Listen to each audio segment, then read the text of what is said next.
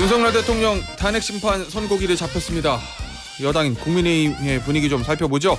국민의힘 원내 대변인입니다. 서지영 의원 지금부터 만나보겠습니다. 의원님 안녕하세요. 네, 안녕하세요. 서지영입니다. 의원님, 네. 지금 최근에 국민의힘 지도부에서 헌재가 조속히 선고일 잡아달라 이렇게 권영세 위원장도 얘기를 하고 있는데 바로 잡혔어요. 4월 4일에. 네네네네. 예, 원하던 bab니까 아니면은 왜 이렇게 빨리 잡았지 뭐 이런 느낌이십니까? 아니 좀 굉장히 늦었죠. 사실은 이제 문영배 대행이랑 이미선 재판관이 곧 퇴임을 앞두고 있는 상황이기 때문에 예. 어떻게든 이제는 마무리할 때가 왔다라고 생각을 한 거고요. 예. 더 지체되다가는 한간에 그런 소문도 많이 돌았지 않습니까? 이 두 분이 아예 결정 안 하고 나가실 수도 있다. 예. 그래서 또 우리는 후임 재판관 문제도 또 걸려 있는 부분들이 있기 때문에 이제는 뭐 목전에 꽉 차서 이제 예. 날짜가 잡힌 것 같아 그렇게 생각하고요. 그리고 너무 길었죠. 왜냐하면 초반에는 헌재가 감당할 수 없을 정도의 속도전을 냈지 않습니까? 그러다가 나중에 우리 변론이 다 끝나고 나서는 굉장히 장시간 평의를 계속했다고요. 그래서 다들 뭐 여야가 다 마찬가지였을 겁니다. 이제는 이제 결정의 시간이 와야 된다라고 다들 생각을 한 거죠. 국민들도 마찬가지였을 거라고 생각합니다. 이 지난주부터 뭐 확인된 건 확인할 수는 없지만 5대3 대드락설 이런 것들이 있었잖아요. 네네네. 그러면 지금 보시기에는 선고일이 4월 4일 잡혔으니까 네네네. 5대3에서 뭐 한 명이 3 쪽으로 와서 4대4 기각 또는 각하 네네네. 아니면 5대3 기각 또는 각하 네. 이거를 예상하시는 건가요? 국민의힘 입장에서? 소위 여의도의 찌라시는 그렇게 엄청나게 돌았었죠. 예. 소문에는 우리 당발 찌라시가 아니라 민주당에서 더 4대4 기각설이 많이 돌았다고 그러는데요. 그래요? 예. 뭐 저는 개인적으로는 사실은 5대3 기각을 많이 예상을 했었습니다. 예. 그런데 날짜가 잡히고 그리고 또 이 선고 시간이 11시로 잡혔더라고요. 예. 그래서 어느 패널 분께서 그러시더라고요. 이 11시로 잡힌 게 좀 의미심장하다. 왜요? 왜냐하면 예전에 보통 한 10시쯤 잡혀가지고 예. 각자의 재판관들의 의견이 굉장히 많을 경우 재판관들의 의견이 다양할 경우에는 각자의 의견들을 전부 다 선고할 때 다 읽지 않습니까? 예. 생각보다 간단하게 끝나지 않느냐 아하. 이러한 예측을 하시는 분도 계셨어요. 근데 이제 뭐 한창 5대3 우리 기각설이 돌다가 이렇게 딱 결정을 내린 걸 보고 이거는 되돌릴 수 없는 상황이 왔다. 그러니까 4대4로 됐기 때문에 더 이상 마흔여 후보자를 임명한다 하더라도 어찌할 수 없는 상황이 왔기 때문에 결단을 내렸다. 이런 얘기들이 한창 돌았었고 5대3이면 마흔여 후보자가 임명되면 그렇죠. 결론이 바뀔 수도 그럴 있는데 수 있다라는 추측들이 굉장히 많지 않았습니까? 그리고 예. 민주당에서 굉장히 마흔여 후보자 임명을 무리하게 강행하려는 시도를 했죠. 뭐 쌍탄핵 하겠다는 것도 그 이유 아니었겠습니까? 근데 이제는 그럴 수도 없어졌다. 아무 의미가 없어졌다. 그래서 이제 헌재에서 이제는 결정을 내린 것이 아닌가 이렇게 보는 설도 있고 또 한편으로는 정말 원하지 않지만 6대2다. 뭐 이런 얘기도 일각에서는 있죠. 그러니까 찾기 때문에 이제 결정을 내린다. 이런 얘기들도 있는데 저희는 뭐 저희 당의 대다수의 뭐 의원님들이나 당원들은 기각될 것이라고 전망을 하고 있습니다. 네네. 기각을 국민의힘에서는 당연히 기대를 하고 그렇습니다. 있다. 네네. 이런 말씀이신 거고 어제 이제 권영세 비대위원장하고 권성동 원내대표 모두 헌재 결정에 승복하겠다 이런 이제 메시지를 냈어요. 네네. 뭐 결정에 승복하는 건 너무나 당연한 얘기인데 네네. 이게 아직 사실 결과가 나오지 않은 상황에서 우리는 어떤 결과가 나오겠다 승복하겠다라는 요 메시지를 강조한 이유는 뭐라고 저희가 이해하면 될까요? 그거는 이제 국민의힘이 책임 있는 집권 여당이기 때문이기도 합니다. 그래서 우리가 탄핵 과정에서 있었던 국민적인 분열, 갈등 이것이 굉장히 심각해지는 상황이었고 사실 이제 어떠한 결정이 나더라도 한동안은 굉장히 혼란스러운 전국이 계속될 것으로 예상이 됩니다. 그렇지만 조금 더 책임 있는 쪽에서 그런 어떤 승복의 메시지를 내므로써 국민 통합과 그다음에 국정 안정을 위해서 저희가 미리 그렇게 야당에게도 그러한 취지의 답을 함께 얻어낸다면 앞으로 일어날 여러 가지 상황에 대해서 정치권이 좀 책임 있는 자세를 보여줄 수 있지 않나. 그리고 국민들에게 그런 메시지를 드리는 게 국민들로서는 좀 더 믿을 수 있고 신뢰를 줄 수 있지 않나. 그런 취지에서 말씀하셨고요. 그러나 그 근간에는 기각을 전제로 하고 있죠. 그렇습니까? 그렇습니다. 당연히 기각을 전제를 하고 있겠죠. 그렇습니다. 국민의힘 입장에서. 네. 자 그런데 뭐 기각이 되면 뭐 승복하고 말고 문제가 없고 국민의힘 입장에서 원하는 결과가 나오는 거니까 좋은 건데 만약에 인용이 되면 그러면은 이 저 광장의 목소리들 있잖아요. 탄핵을 반대하는 저 그 목소리들. 그 목소리들을 어떻게 당 입장에서는 보면 조금 추스려야 될 텐데 보관이 좀 있으십니까? 그렇죠. 제가 아까도 말씀드렸지만 기각이 되면 탄핵을 찬성했던 또 국민 여러분들께서 굉장히 그 여러 가지 뭐 저항감이 드실 수도 있고 그다음에 또 인용이 됐을 경우에도 탄핵에 반대했던 우리 또 우파 지지자들 또 우리 국민의힘의 뭐 당원만이 아니라 지지자들이 굉장히 받아들이기 어려울 겁니다. 그건 어느 진영이라도 마찬가지일 겁니다. 예. 그래서 아까 제가 말씀드렸듯이 승복 메시지를 낸다는 게 우리가 기각이나 인용을 뭐 어떤 거를 전제를 한다 이런 기보다는 사실은 아까도 말씀드렸지만 우리는 집권당이지 않습니까? 그 국정을 운영하는 한 축으로서의 집권 여당으로서 책임 의식을 좀 더 가지고 있는 거죠. 그래서 미리 저희가 좀 앞으로도 그런 안정적인 메시지를 내야 되고 정치권이 그런 국민 통합을 위해서 노력하는 모습을 보여주고 또 만약에 이재명 대표나 민주당에서도 같이 승복 메시지를 냈다면 그래도 국민이 그 이후의 상황에 대해서 굉장히 안심하실 거 아닙니까? 예. 그런 측면에서는 정치권에서 책임 있는 메시지를 내는 게 맞다고 생각을 합니다. 왜 민주당은 승복 메시지를 내지 않는지 저는 오히려 그게 이해가 안 됩니다. 광장에서 국민 저항권을 얘기하는 분들도 있었고 국민의힘의 몇몇 의원들도 이제 국민 저항권 얘기를 했거든요.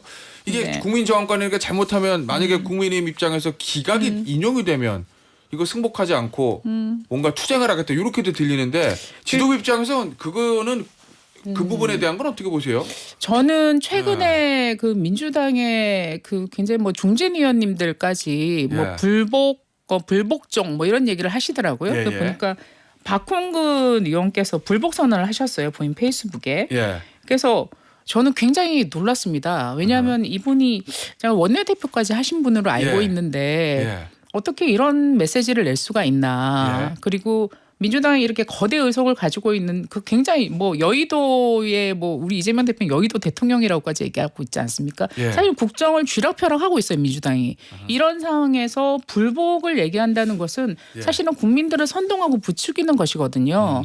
이렇게 한창 민주당이 그렇지 않습니까? 뭐 내란 선동하면 전부 다 민주파출소에 신고하라고 했잖아요.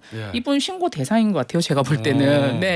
그래서 그러나 뭐 그런 거 있습니다. 원내대표까지 하셨는데 저희가 사실은 뭐 대중적으로는 잘 몰랐는데 이 메시지로 확실하게 자기 진영에는 완전히 그 각인을 시키신 게 아닌가. 그러나 정치인들 책임 있는 정치인이라면은 이런 말씀들을 하시면 안 되죠. 이렇게 국민들을 선동하고 분열시키고 그다음에 뭔가 폭력적인 행위를 부추길 수 있는 이런 말씀을 하신다는 거는 굉장히 국회의원으로서의 자격에 대해서 굉장히 의심스러운 부분이고 국민들께서 그런 취지에서 꼭 기억을 해주셨으면 합니다. 자 그러면 이 민주당에서 지도부에서 공식적으로 승복하겠다는 말을 어제는 하지는 않았어요. 당연히 이제 파면될 거다, 인용될 거다 이런 얘기를 하고 이 박홍근 의원은 어쨌든 이 불복으로 보일 수 있는 개인 의견을 냈는데 그러면 민주당에서 만약에 탄핵이 저 서지영 의원이 희망하는 대로 예상하는 대로 기각이 됐다라고 하면 본격적인 불복 운동 이런 거 할 거라고 보십니까? 민주당이라면 가능하지 않을까라는 생각은 듭니다. 그렇지만 그럼에도 불구하고 저는 민주당을 한번 믿어보고는 싶습니다. 그래도 우리나라의 제1야당이고 뭐 지금까지 했던 최근에 여러 이 행적들을 보면은 그런 불복 운동을 전개시킬 것 같긴 해요. 그리고 뭐 이재명 대표님의 과격하신 말씀, 뭐 몸조심해라는 둥, 뭐 이런 말씀을 들어보면 아마도 그 지지자들로 하여금 굉장히 강한 어떤 그런 그 행동을 주문하는 듯한 느낌은 들거든요. 그렇지만 뭐 그래도 우리나라의 다 지도자들 아닙니까? 그런 측면에서는 민주당의 양심을 한번 믿어봐야 되지 않겠나 그렇게 생각을 하고 있습니다. 어쨌든 국민의힘은 탄핵이 인용되더라도 탄핵을 반대했던 국민들을 뭐 부추기거나 거기 편승하거나 그러지는 않겠다. 그건 확실한 거죠? 그러지 않으실 겁니다. 그리고 또 우리 국민의힘 지지자분들은 굉장히 상식적이고 또 점잖으십니다. 그래서 그 이후의 상황에 대해서 그러나 많은 그 이견이 있을 수 있겠죠. 여러 가지 지금의 그 헌재의 탄핵 심판 과정에서 보여줬던 그 헌재가 보여줬던 여러 가지 누적된 불신들이 있지 않습니까? 네. 그리고 탄핵 심판 과정에서 있었던 굉장히 우리가 받아들이기 어려웠던 여러 가지 상황들, 오염된 진술들, 예. 그다음에 절차적 문제 이런 것들에 대해서 국민들이 다 하나하나 지켜봤거든요. 예. 굉장히 우리 국민들이 전문가가 됐어요. 이렇게 헌법재판관 얼굴을 모두가 다 알게 되는 이런 날이 올지 누가 알았겠습니까? 예. 그래서 전 국민이 이것을 지켜보고 있었다는 것은 그만큼 국민들이 받아들일 수 있는 상식적인 결과가 나와야 된다는 거죠. 예. 그리고 그 어떤 결과가 나오더라도 국민들이 이해하고 받아들일 수 있는 수준의 설명이 있어야 될 것 같습니다. 알겠습니다. 의원님 네. 지금 그런데 이 타이밍에 윤석열 대통령을 대표 저자로 해서 책이 출간됐어요. 아, 출간됐습니까? 아니 출간 이제 예고를 한 네, 거죠. 네, 네, 4월 네. 10일부터 예약 판매하겠다. 예, 저도 얼핏 기사에서 보긴 했습니다. 네. 책이 새로운 대한민국. 네, 네. 보면 이제 공동 저자의 국민의힘의 김기현 의원, 그다음에 나경원 의원, 조정은 의원 이렇게 네. 윤상현 네. 의원 이렇게 이제 네 네. 명의 현직 의원, 현역 의원이 있고 네, 네, 네. 그다음에 또 다른 분들 심평 변호사 이렇게 있는데 네, 네, 이 네. 내용 알고 계세요? 저는 내용에 대해서는 자세히 모릅니다. 그럼 이게 출간되는 네. 거를 지도부 차원에서도 전혀 모르셨던 얘기인가요? 현역 중진 의원 4명이 몰랐던 있는데? 얘기죠. 그 의원님들끼리 그 출판 결사의 자유 있는 나라 아닙니까? 아이고, 그렇죠, 당연히. 출판하시는 거를 누가 말리겠습니까? 예. 네. 그리고 뭐 기획을 하시고 이런 것도 뭐 몰랐죠. 그리고 뭐 그런 것들을 뭐 책을 내는데 어디 뭐 지도부에 보고하고 내는 건 아니지 않습니까? 예. 그 자유롭게 하시는 거고 뭐 책이 나오고 나면 그 책에 어떤 내용이 담겼는지는 우리가 또 관심 있게 봐야 될 부분이라고 생각합니다. 예, 네. 뭐 비상기업의 정당성에 관해서 담겨 있다. 뭐 이렇게 얘기는 되고 있는데 여기 이제 대통령이 어쨌든 이 네. 직접 썼지는 않았다 하더라도 대표 저자를 이름을 올린 상황이라서 이게 이제 탄핵 심판 선고를 앞두고 당에 어떤 영향을 미칠지 제가 그게 궁금해서요. 글쎄요. 아까 조금 전에 아까 한국일보 기자님 여기 패널로 나오셔서 예, 얘기할 예. 때 보니까 내용에 대통령께서는 최후 변론하신 내용 정도 담겨 있다고 제가 아까 라디오에서 들었거든요. 예, 그거 직접 서술한 네, 건 아니다. 서술한 건 아니시고 그래서 뭐 대통령님의 그 최후 변론은 그냥 있었던 것이고 사실이었기 때문에 그리고 그 내용 자체가 그 이번 전 과정을 거치면서 대통령님의 소회를 다 담았지 않습니까? 그래서 이 책을 출간하는 것 자체에 대통령님 너무 연계시키는 건 적절치 않은 것 같고요. 네. 그리고 의원님들마다 그리고 뭐 어떤 심평 변호사님도 있다고 예, 예. 했는데 각자의 생각을 자유롭게 출판하는 것은 대한민국의 헌법이 보장한 자유입니다. 예. 그래서 나오고 나서 또 거기에 대해서는 정치적인 감론을박은 할 수 있겠죠. 알겠습니다. 의원님, 네. 대통령이 복귀했을 때하고 파면됐을 때 과연 당을 어떻게 할 것인가 요거 질문 드릴 건데 어느 네네. 것부터 할까요? 복귀 시부터 할까요? 파면 시부터 할까요? 뭐 선택권을 드리겠습니다. 어떤 상황이든 우리가 예. 이제 마음으로 또 준비를 해야 될 부분이 있겠죠. 예. 그렇지만 아까도 말씀드렸지만 저는 개인적으로 강하게 기각될 거라고 생각을 하는데요. 예, 그러면 그- 복귀 시부터 해보겠습니다. 아니요, 뭐 예. 만약에 인용이 된다면 그야말로 이제 대성문면으로 예, 넘어가는 거죠. 예. 그렇기 때문에 우리가 또 저는 이제 당의 당뇨 출신이기 예, 예, 때문에 맞아요. 당에 오래 2017년에 경험이 있습니다. 예. 네, 굉장히 힘들었던 그리고 어. 고통스러웠던 경험들이 있는데 예. 그럼에도 불구하고 역사는 앞으로 나아가야 되죠. 예. 우리가 당면한 상황에 대해서 우리가 대응하고 예. 그 헤쳐나가야 될 몫이 있는 어. 거고요. 만약에 그렇게 된다면 또 그 상황에 따라서 우리가 예. 굉장히 혼란스러운 상황은 좀 어허. 몇 주간 진행이 될 것 같습니다. 예. 그렇지만 우리가 눈앞에 다가오는 것들에 대해서 어허. 우리가 또 그때 당면한 것을 헤쳐나가야 된다고 예. 생각하고요.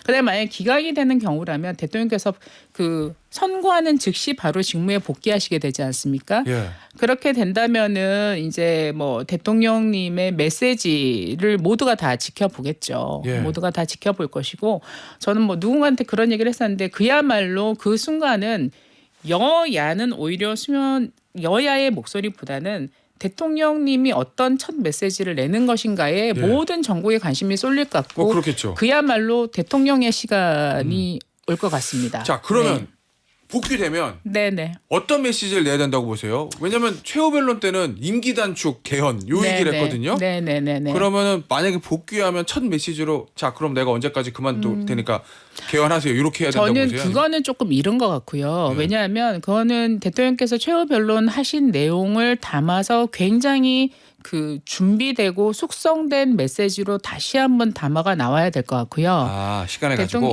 대통령이 왜냐하면 그거를 뭐 이제 복귀하자마자 뭐 네. 뚝딱뚝딱 해가지고 국민들 앞에 그런 중차대한 어떤 그 계획을 말씀드리기는 어렵지 않겠습니까? 그래서 예. 당장 해야 될 것은 아까도 제가 말씀드렸지만 굉장히 혼란한 정국이 진행이 될 거라고 보고요. 그다음에 예. 국민들도 이렇게 첨예하게 이 탄핵에 대한 찬반 양론이 대립했었기 때문에 대통령 이 나라의 대통령이시라면 당연히 국민 통합에 대한 메시지를 가장 우선적으로 내실 것 같고 또 굉장히 그 사이에 재난이 많았어요. 그래서 예. 국민들을 위로하고 그다음에 그런 그 국민들을 앞으로 어떻게 살피고 그다음에 통합해 나가고 이 갈등을 최소화시킬 수 있는 그러한 메시지를 내시는 게 뭐 당연히 가장 우선시 되지 않을까. 그리고 또 그런 행보가 예. 먼저 우선되어야 될 것 같습니다. 그 탄핵을 찬성했던 여론들, 네, 그 국민들은 어쨌든 탄핵이 기각이 되면 실망을 하겠죠. 그분들을 좀 다독일 만한 어떤 카드 이런 것들도 좀 필요하다고 보십니까? 그거는 대통령께서 고민하셔야 될 것 같습니다. 당에서 준비하고 있는 건 없어요? 그렇지만 사실은 지금 아주 유례 없는 저희가 몇 가지 재난을 맞이했어요. 그러니까 우리가 이 탄핵 정국에서 어떻게 네. 보면 이 재난이라는 상황에 대해서는 정치권이 저는 조금 더 깊이 있게 조금 더 세심하게 들여다봐야 되는데 예. 탄핵 정국에 너무 에너지를 소모해서 저는 뭐 무한 사태 우리 당은 정말 뭐 고생하고 노력도 했습니다. 헌신적으로 뭐 거기서 그 일하신 의원님들도 계셨고요. 그렇지만 이런 국가적 재난이 유례 없는 재난이 계속된 데 대해서 좀 정치권이 좀 더 책임 있는 예. 모습을 보여줘야 되고 이것이 민생이지 않습니까? 예. 국민의 생존에 걸린 문제였고 국민의 삶과 직결된 문제였거든요. 여기에 대해서 가장 먼저 그 수습 국면에 나서는 게 예. 가장 필요한 일이라고 생각을 합니다. 의원님 탄핵이 인용되면 조기 대선이잖아요. 그렇죠. 2017년에 힘들었던 기억이 있으시다고 하셨는데 상상하기도 싫습니다. 네. 근데 의원님 그때는 네네네. 차라리 탄핵을 찬성했던 분들이 바른정당으로 나갔으니까 그랬죠. 네네. 자유한국당 내에서는 그냥 선거를 네. 치르면 되는데 지금은 국민의힘 내 찬탄파 반탄파 좀 갈라져 있어서 국민의힘의 과연 잘 통합해서 치를 수 있을까 하는- 찬탄파가 뭐 얼마나 되나요? 저는 잘 그래요? 모르겠는데 누군지. 아 그래요? 네. 네. 네. 그러면은 예를 들어서 여러 이제 예비 후보들이 있고 장룡들이 네네. 있는데 네네. 일치 단결해서 생각이 좀 다른 사람도 통합해서 선거 잘 치를 수 있다 뭐 이런 생각 말씀이신 거예요? 저는 2017년하고 네. 지금 2025년은 국면이 완전히 다른 국면이라고 생각합니다. 그래요? 예, 저는 2017년에 대선 실무 업무를 했었습니다, 제가. 예. 그래서 그 상황은 너무 소상히 잘 알고 있는데 그때는 우리가 가지고 있는 뭐 어떠한 자원도 없는 상태였다고 보면 됩니다. 그렇지만 그때도 우리가 여당이었는데 탄핵당했지 않습니까? 지금도 네. 마찬가지예요. 예. 탄핵 국면이 있었어요. 그러나 우리가 이 탄핵을 맞이한 국면에서 지금까지 쭉 복귀를 해보면 집권 여당으로서 그 어느 때보다 활발한 당정 협의를 했었어요. 그리고 그 어느 때보다 중심을 잡고 정책을 계속해서 발표를 했었고 정책 현장에 계속해서 나갔었어요. 그러니까 흔들림 없는 자세를 저희가 어느 정도는 보여드렸다고 생각합니다. 이번에는? 네네. 그렇기 때문에 이 우리 당의 그때는 뭐 사실은 지지율이 거의 뭐 4%까지 떨어졌었어요. 예. 그렇지만 지금 국면에서 여야의 어떤 국민적 지지율이라는 걸 봤을 때는 우리 당의 기반과 그다음에 그 우리 당을 구성하고 있는 핵심 당원들의 이 지지세, 그다음에 열정, 그다음에 우리가 이렇게 뭉쳐있는 에너지가 2017년하고는 비교할 수 없는 예. 상태다. 그렇기 때문에 우리는 충분히 어떤 상황도 저희는 극복해 나갈 수 있다고 생각을 하고 있습니다. 알겠습니다. 네. 오늘 인터뷰는 여기서 마무리하도록 하겠습니다. 네. 지금까지 국민의힘의 서지영 의원이었습니다. 의원님 감사합니다. 네, 고맙습니다.